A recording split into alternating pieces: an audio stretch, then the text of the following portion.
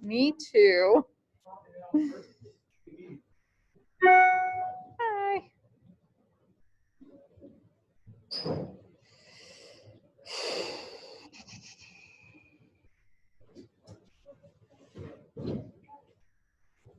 Well, this week is almost over, which means we only have 2 more weeks until we have a break.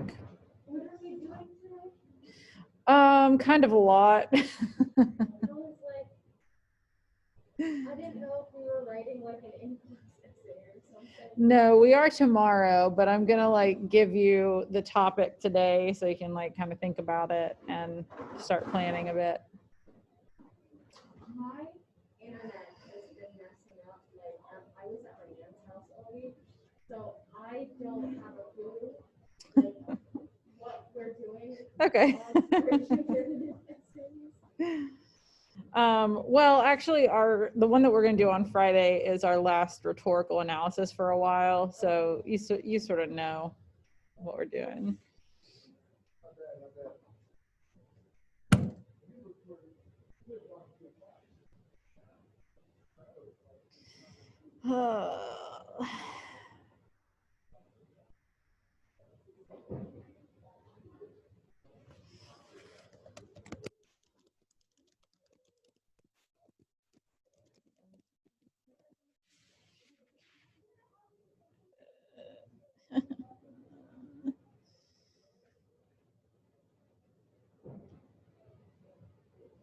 Why did I even do that? That's so weird.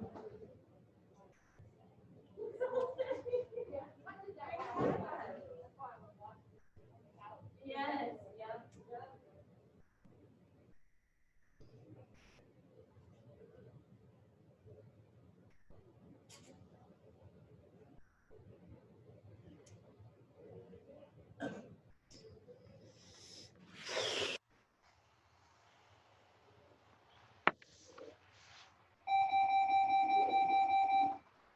Okay, well, David's here, Marilyn's here.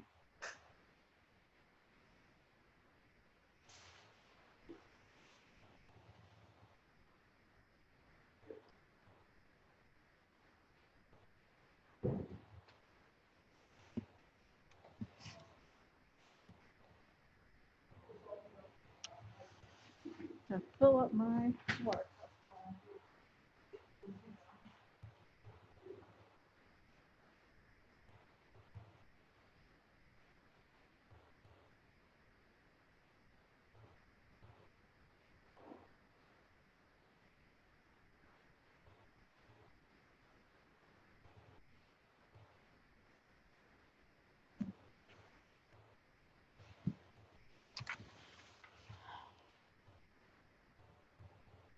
Okay, where's our people?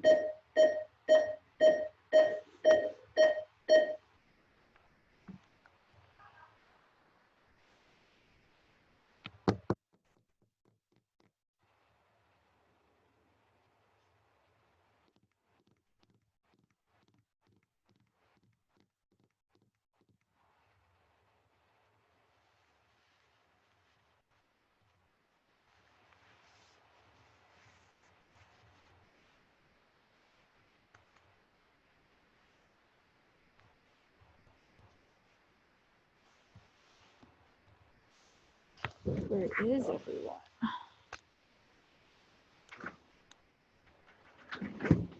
Eh.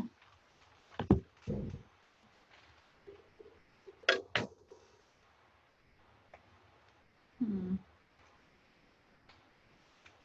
Okay.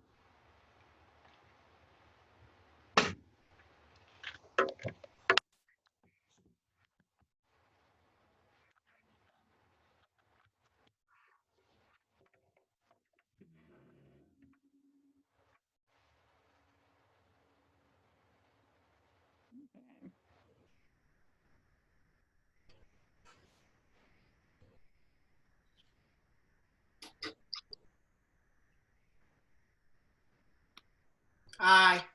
Hi, how's it going? I'm cleaning up my air fryer, so I can't really turn on the camera. Okay. Um, that's fun. thanks for like being understanding about yesterday and not meeting. I had to go to the doctor, so that was unexpected, but looks like we were all fine.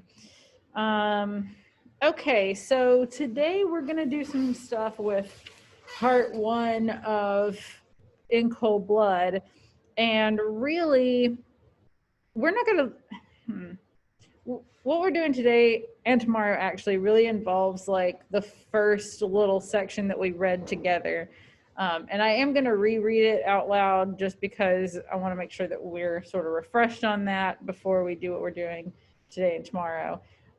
We will talk about part one more at length next Tuesday, actually. So technically, if you haven't finished part one, then you sort of have until Tuesday. But that being said, I want you guys to read part two by the 15th, which is like the Tuesday before we leave for break. What was that? I read somewhere that the author, he was going to get sued by the people from the city because apparently he over dramatized Really? the book. Huh. I wonder like what elements of it he over dramatized. Like the murder and like who like the murderers were. Oh. That's really interesting just because like he like spent so much time with the murderers. In fact, I feel like he spent, from what I understand, it seems like he spent more time with the murderers than he did with like the townspeople. In fact, and like maybe you'll let this affect your reading of the book and maybe you won't, but there are speculations. Truman Capote, the author, was gay, and there were speculations that he like had some feelings for Perry.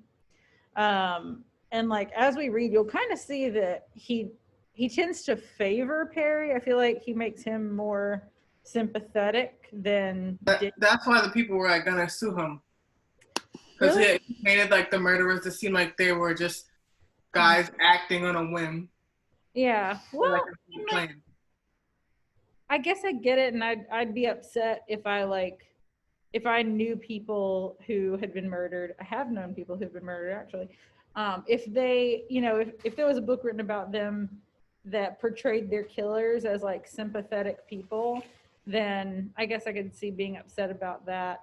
But like the thing is, he did spend so much time with them and got to know different sides of them. And, I think a lot of people who kill for whatever reason are not necessarily like 100% evil, but they made some bad decisions, or maybe there's something wrong with them. And we'll actually get into that like after Christmas, whether there's actually something like wrong with these people or not, or did they just make a bad call and do a stupid plan. That's interesting that they sued him though. I don't know if you remember this or if we talked about it from like when I read his little biography and stuff, but he had like friends who sued him because he kind of tried to write like an expose of like celebrities and stuff, and they didn't like that. He got himself in a lot of trouble. I wouldn't want an expose written about me. I wouldn't either. I would definitely not want that. I don't want people knowing that much about me. Okay, so the first thing we're going to do is actually just some like multiple choice out loud together about this part of the book. And I'm actually going to, I'll read this little section again out loud before we look at them. If you want to pull up your PDF, or if you, AJ, you have a hard copy, you two could use a hard copy if you want. But I'm going to read it out loud and you can kind of follow along. And then we're going to have like 7 multiple choice questions about them. We'll kind of go through them together. Okay, this is what you've read before, but this is the section that the questions are about.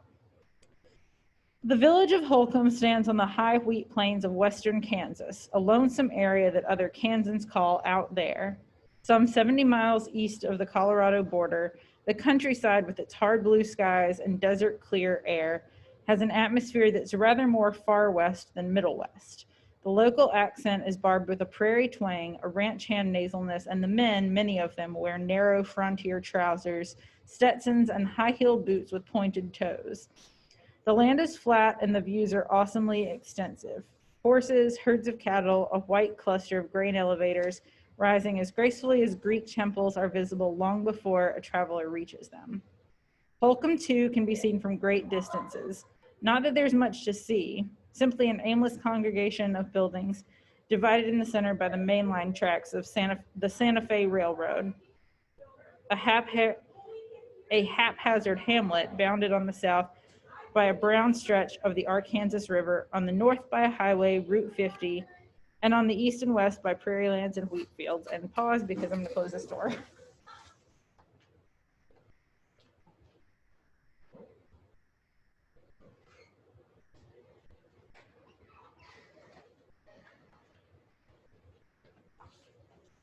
Sorry, I'm pretty sure that was Miss Smith, like, laughing loudly in the hall. Okay.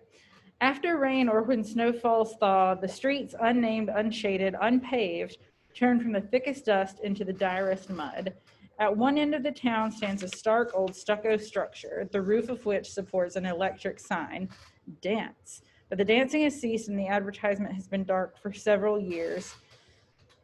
Nearby is another building with an irrelevant sign, this one in flaking gold on a dirty window, Holcomb Bank. The bank closed in 1933 and its former counting rooms have been converted into apartments. I don't know how I just lost my thought. It is one of the town's 2 apartment houses, the second being a ramshackle mansion known because a good part of the local school's faculty lives there as the teacherage. But the majority of Holcomb's homes are one-story frame affairs with front porches. Down by the depot, the postmistress, a gaunt woman who wears a rawhide jacket and denims and cowboy boots, presides over a falling apart post office. The depot itself, with its peeling sulfur-colored paint, is equally melancholy. The chief, the super chief, the El Capitan go by every day, but these celebrated expresses never pause there. No passenger trains do, only an occasional freight. Up on the highway, there are 2 filling stations, one of which doubles as a meagerly supplied grocery store, while the other does extra duty as a cafe, Hartman's Cafe, where Mrs. Hartman, the proprietress, dispenses sandwiches, coffee, soft drinks, and 3.2 beer. Holcomb, like all the rest of Kansas, is dry. And that really is all, unless you include, as one must, the Holcomb School, a good-looking establishment which reveals a circumstance that the appearance of the community otherwise camouflages, that the parents who send their children to this modern and ably staffed consolidated school.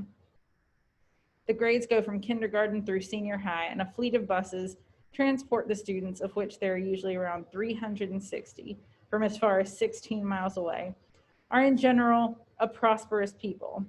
Farm ranchers, most of them, they are outdoor folk of very varied stock, very varied.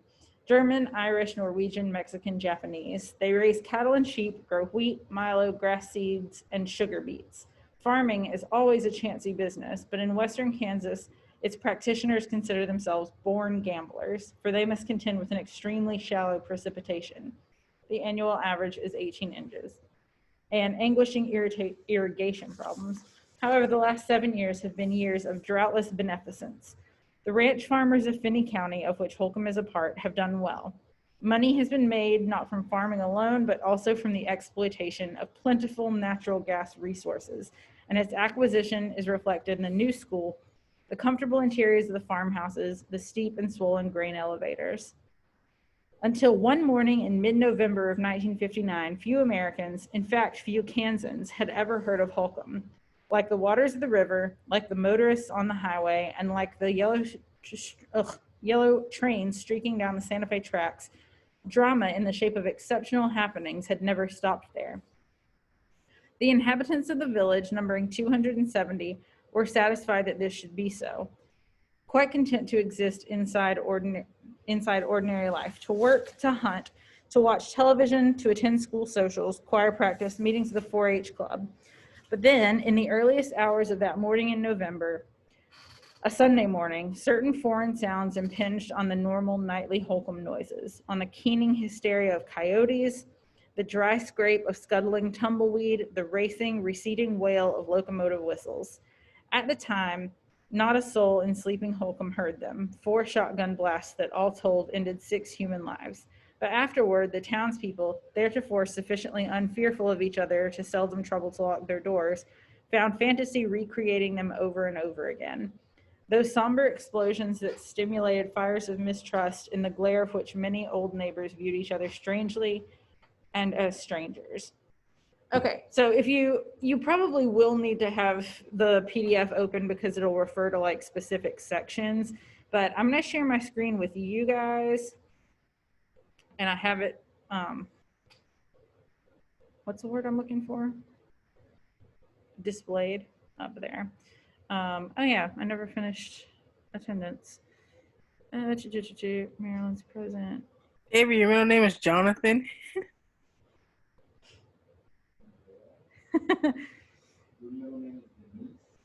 Yeah, you all get to see Victoria's the one that's absent.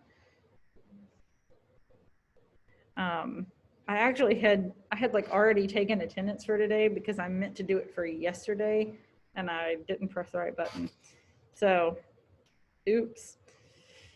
Okay. Yeah, this is the one. So I'm gonna make this a little bit bigger. This might be complicated.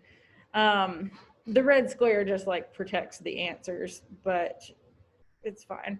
So in the first paragraph, the author's attitude towards the area near Holcomb is most clearly suggested by his description of which of these things: the men's clothing, the grain elevators, the topography, which is like the lay of the land, the local accents, or the skies and airs. He kind of mentions all of these things. But if you look at what he says about all of them, let's see. What it says about the skies and airs is like hard blue skies. Sorry, trying to open the chat there. Come on, come over here. Oops, hang on, don't look. Piece of crap. Hang on. Try to move this so that I can have the chat open while we're looking at it. Well, it might be a mixture, but which one most clearly suggests his attitude? So like what it says about the hard blue skies and desert clear air, well, you have a little description. AJ, in response to your question, I think while he's not necessarily asking about like in depth, like while the question is not necessarily saying which one did they talk about more in depth, I think there is a correlation between what he talks about most in depth and what he's giving a significant description of. He talks about the accents. He said it's barbed with a prairie twang, a ranch hand nasalness. The men's clothing, many of them wear narrow frontier trousers, Stetson, and high heel boots with pointed toes. The next sentence talks about the topography. The land is flat and the views are awesomely extensive. And then the grain elevators rise as gracefully as Greek temples are visible long before, rising as gracefully as Greek temples are visible long before a traveler reaches them. So AJ's already said C in there, but let's kind of look at not only which one he like writes the most about, but which of those is descriptive and helps to explain his attitude. So AJ says C, topography. flat and awesomely extensive. What kind of view would that possibly like convey? Or does anyone think it could be something else?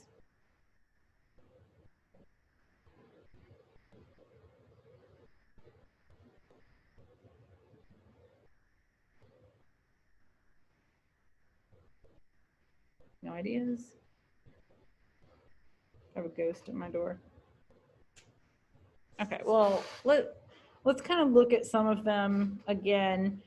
Like, I would kind of rule out men's clothing because all it really says is this is what the men wear. It doesn't go into like, it doesn't necessarily reflect anything about what the people are like or the author's attitude. The local accent, barbed with a prairie twang, a ranch hand nasalness. I mean, maybe that could, like, that makes them sound kind of like country, and maybe that reflects an attitude. I would like possibly think about that one. The land is flat and the views are awesomely extensive. It's descriptive, but I don't know that it necessarily shows an attitude. And then grain elevators rising as gracefully as Greek temples. That's pretty descriptive. So let's take a look. Let me actually, I think I'm gonna exit this. I'm gonna try to, and just make this bigger so that I can move the red square when I want to.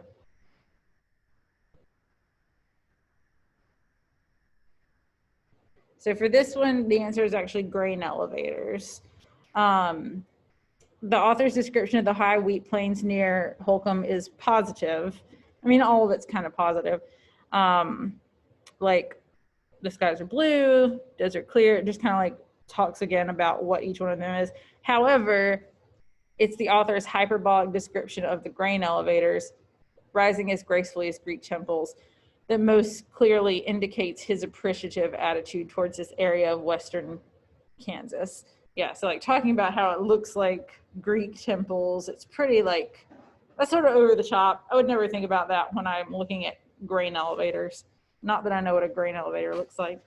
Okay, so for the second one, it's spaced out weird, and I'm sorry about that. I don't know what to do about that.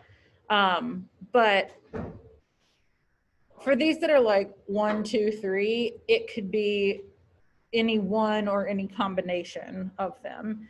And that's actually like 1 aimless, 2 haphazard, 3 unshaded. So the question is, in the second paragraph, the physical layout of Holcomb is characterized as, so when I read this little bit again, think about, it uses all of these terms, but which 1 or 2 or 3 are actually describing the physical layout? Hang on, let me find it.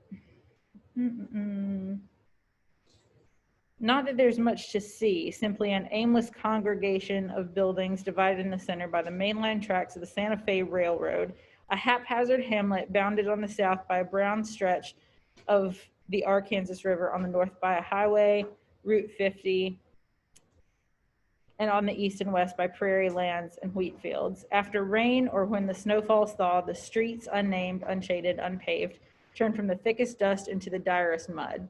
So it uses all 3 of those, but which one or which ones are actually describing the physical layout of Holcomb?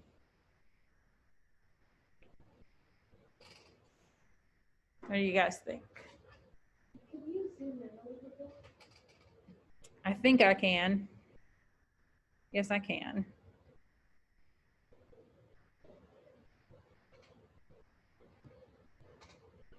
And if you've got it up, you can kind of look back, and those of you who have the, so 2, characterized as haphazard. Both of you guys are saying haphazard. A haphazard hamlet. Yes. Haphazard is right. Are either or both of the other two also right?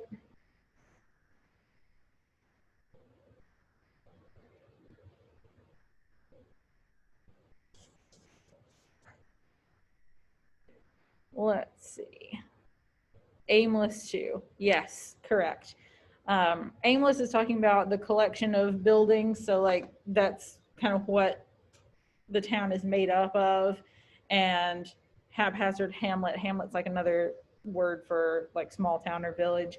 And while it does say unnamed, unshaded, they're specifically talking about the streets there. Let me move this and see if it says anything else important. Nope, that's like exactly what I said. Okay, in the second and third paragraphs, which is like what we just read, and then I'll read this next little bit again.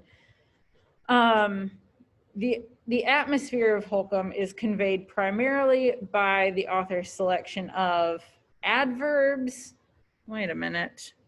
Nope, I'm not sure that the right answer is even in here. We're going to skip this one because the correct answer is C, and C is not in there. I don't know what happened to it. This thing has like a weird layout. This presentation is not mine, so oh well. Okay. Let me find this next little bit. Unless you include, okay. The author, in relation to the sentence that precedes it, the sentence beginning, unless you include as one must, serves to reiterate, which is like to bolster what you've already said, contradict, say the opposite thing, elaborate, talk about it further, qualify, which is like to specify what you mean, or clarify, clear it up. And that really is all, unless you include as one must the Holcomb School, which reveals a circumstance that the appearance of the community otherwise camouflages. Elaborate. All right, and make sure that you're thinking about in relation to the sentence that precedes it. So, and that really is all. Everything I've just told you is it, unless I have in the chat qualify, and that's correct. If you guys remember when I was talking the other day about like doing a qualifying argument, it's basically when you're like, this is what I think, except for this thing. So the fact that they say unless, that's kind of a tip off that it would be qualified. Let's see if the person who made this has anything super illuminating to say. The second sentence qualifies that sentence with the information that if the school is added, the reader will come to understand that the earlier description is not quite all. It's not a complete contradiction of the first, but unless indicates qualification. It's not all, it's almost all. Okay. Ooh, I almost spilled a bunch of water. Do I want to do this one? No, I'm going to skip that one. Mostly because I just want to like get moving and give you guys time to like kind of prepare for writing an essay tomorrow. A prominent stylistic characteristic of the final paragraph. So that is when they say, until one morning in mid-November of 1959, few Americans, in fact, few Kansans, had ever heard of Holcomb. Like the waters of the river, like the motorists on the highway, and like the yellow train streaking down the Santa Fe tracks, drama in the shape of exceptional happenings had never stopped there. The inhabitants of the village, numbering 270, were satisfied that this should be so, quite content to exist inside ordinary life, to work, to hunt, to watch television, to attend school socials, choir practice, meetings of the 4-H club. But then, in the earliest hours of that morning in November, a Sunday morning, certain foreign sounds impinged on the normal nightly Holcomb noises, on the keening hysteria of coyotes, the dry scrape of scuttling tumbleweed, the racing, receding wail of locomotive whistles. At the time, not a soul in sleeping Holcomb had heard them, 4 shotgun blasts that all told ended 6 human lives. But afterwards, the townspeople, theretofore sufficiently unfearful of each other to seldom trouble to lock their doors, found fantasy recreating them over and over again. Those somber explosions that stimulated fires of mistrust in the glare of which many old neighbors viewed each other strangely and as strangers. So let's kind of look at what the options are and see if we need to clarify any of those. Inverted syntax is sort of like speaking the way that Yoda speaks, like flipping the way that the sentence is structured. So it's not going to be like subject, verb, everything else. You might put the verb first. You might put the everything else first. Parallel structure is when there's like a repeated use of the same syntax or the same structure. You know what sentence fragments are. I don't know why it's like C and C. That's weird, but you can just tell me if you think it's C, you can tell me like which C you think it is. Idiomatic diction. Idioms are like weird little phrases that we say that don't mean what they say on the surface. Like it's raining cats and dogs. We know what that means, but it's not like literally dogs and cats are not falling from the sky. And then shifts in point of view, like if he's talking from his own point of view and then switches to like a townsperson's point of view, something like that. So which one of those do you see a lot of or see the most of in that paragraph?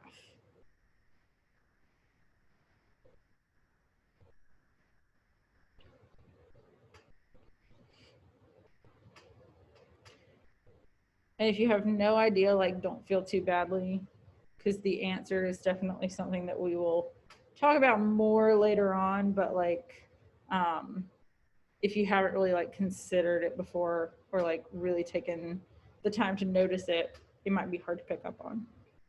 Any ideas, any guesses?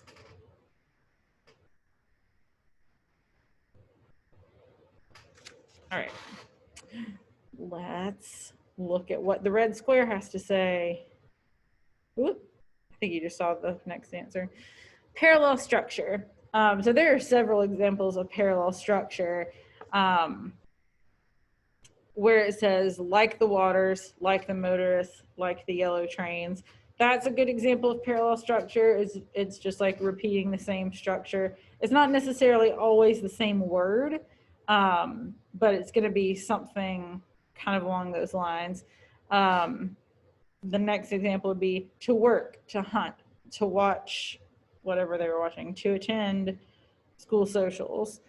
Again, repeatedly listing is the same structure. That's just like infinitive.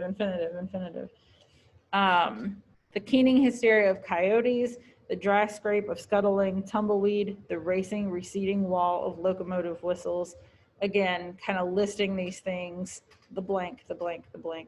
And also not just like this, but the blanking hysteria, it's always like a an adjective before a noun. The keening hysteria, the dry scrape, the racing receding wall, whale, and they have of whatever. So again, just repeated. Okay, last one that we're going to look at. The antecedent, the thing that comes before it, for the pronoun them in the final sentence of the passage. Actually, so I think this has a different final, a different final sentence. Where is this?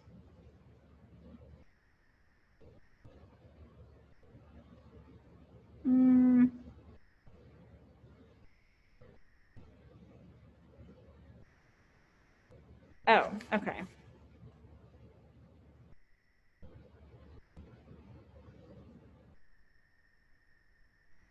Sorry. Oh no.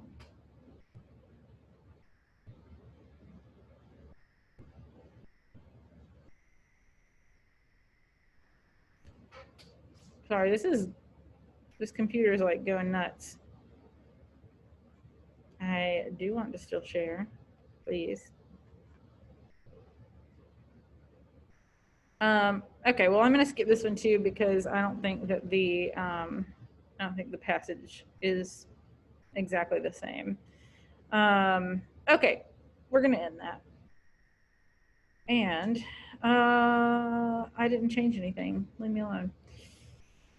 Okay, so this is like I said, we're going to write a rhetorical analysis essay tomorrow in class. This will be the last rhetorical analysis essay that we write for quite a while. I think until like after spring break. That doesn't mean that we'll totally forget about rhetorical analysis. We might do a little bit of, kind of review here and there, learning some rhetorical terms here and there. I'm not going to let you completely forget what we've learned. But starting after tomorrow, we'll focus a lot more on argumentative essays. And then before long, we'll focus on synthesis essays, which is a lot like argumentative essays, but you're incorporating sources, like outside sources. I think you will probably remember from the beginning of the year, the first few days when we looked at a lot of sample essays, those are the ones that have like a lot of sources that you have to read through first and kind of pick which ones you want to use to support your own argument. Anyway, this will be the last rhetorical analysis essay for a little while. And previously in class rhetorical analysis essays, I haven't like given you the topic beforehand, but I wanted to give it to you today so that you can have a little bit of time to prepare. This is, I don't know if you need to prepare as much for this one as you might feel like you did for other ones, but the thing about this is you're already kind of familiar with the material. We've looked at this several times now.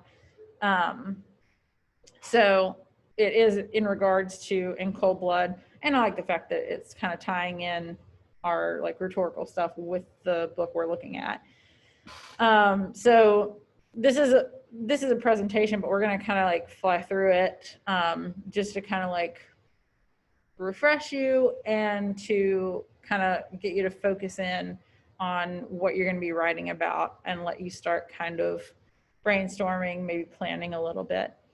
Okay, so for our purpose, analysis means taking apart a particular passage, the one that we've just read, and dividing it into its basic components for the purpose of examining how the writer develops his or her subject. So obviously, the subject here is Holcomb, and there might be a lot of different components to that, but overall, we're looking at Holcomb. So you can analyze the structure, you can analyze the purpose, or you can analyze the style. And when we get to the actual question, I think you'll probably kind of figure out which one you think is most important to analyze. And by the way, I know you can see it says 40 pages here. We're not going through all 40. So rhetoric, the thing that you're analyzing, is like all the strategies, modes, and devices that a writer can employ to convince the reader to accept and understand his or her point of view. So when we think about what Capote's view of Holcomb is, what does he do to convey that? How does he help us kind of arrive at the same conclusions that he did? What does he do to convince us? You could talk about the different modes that he uses, like exposition is like really explaining and illustrating a point. Narration is more telling a story. Description uses sensory experiences, or argumentation, taking a stance and defending their position. Here, oh my God, this chair. Some examples of rhetorical strategies, things that you could talk about that he does. Examples that he uses: comparison and contrast, definition, things that he has to define, cause and effect patterns, a process, analysis and division, classification, description, narration. Those are just some. There are tons and tons more. Think about his style, which we've done the style analysis, so you kind of know what to look for. You can think about it as in, when you think about style, like what makes one comedian different from another, what makes one singer different from another, what makes one author different from another, what really makes them stand out, what do they do that's different than what other people do. And to think about style, you'll want to consider subject matter, selection of detail, point of view, diction, the specific language and words that they choose, figurative language and imagery, attitude, tone, pacing and syntax, and organization. Just looking at my time. Time's this constant? 2:09. I'm not really going to go through this stuff. Diction is worth kind of going into a little bit more, because I think I've mentioned this before. You never want to say the author uses diction. Every author uses diction. Everybody who's talking uses diction. It's just the words that you are choosing to use. But authors tend to be more conscious about the words. Like, they're picking words for a particular purpose. So you want to kind of specify what kind of diction they're using. Like, is it formal diction? Is it informal? Is it like eloquent? Do they use a lot of jargon from like a particular trade or field? Stuff like that. We know a lot about imagery and figurative language. I think that's something that you learn literally every year in English. But those are all things that you could talk about. You talk about sentence structure, syntax, tone and attitude. There's a lot of adjectives that you could use to talk about someone's style. I'm not gonna lie, I don't know what this last word means. Jingoistic, never heard of it.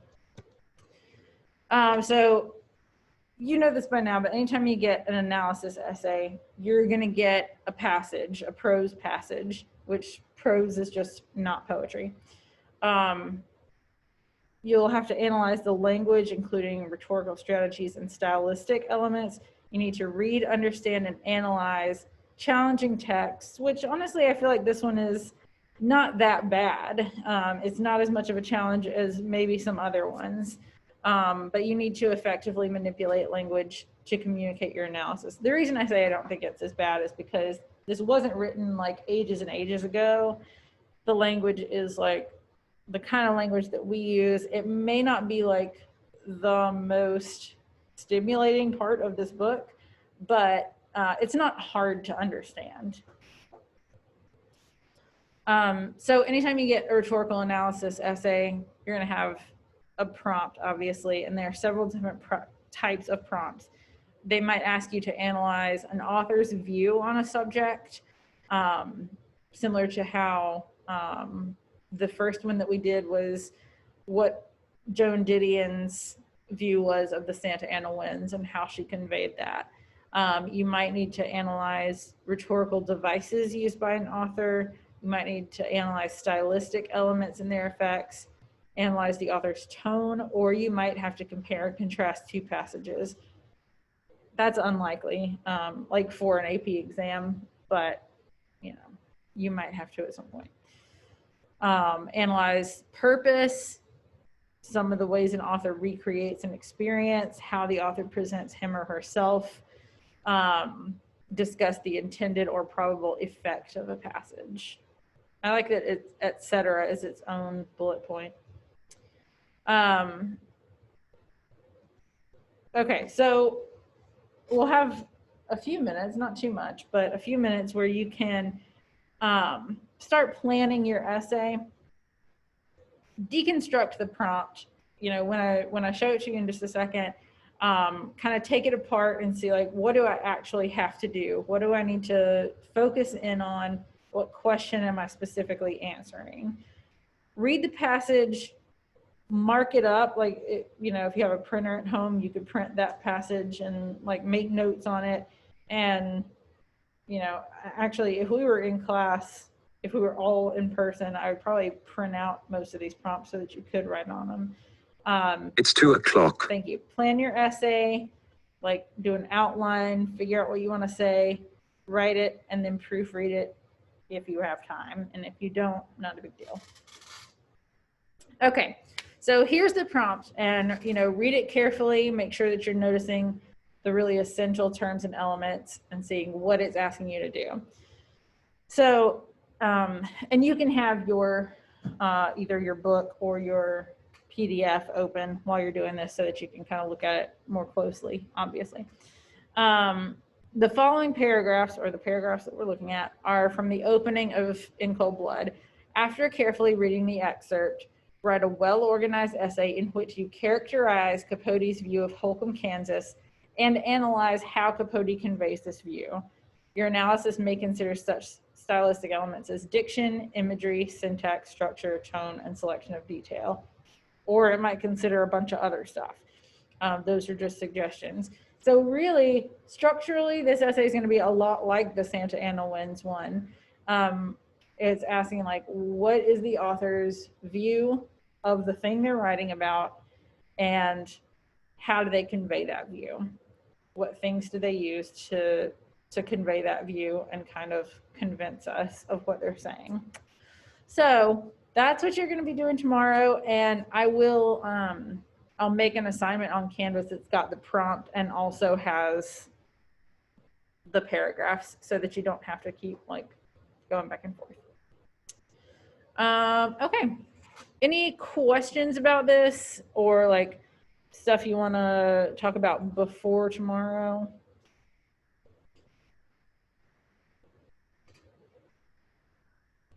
Okay, well, we don't have a whole long time left. We have like 8 minutes, but you can start kind of brainstorming, outlining things, or if you feel like, nope, I'm just going to wing it tomorrow, you can start reading part 2. So I'm going to go ahead and end the call, and I'll see you guys tomorrow.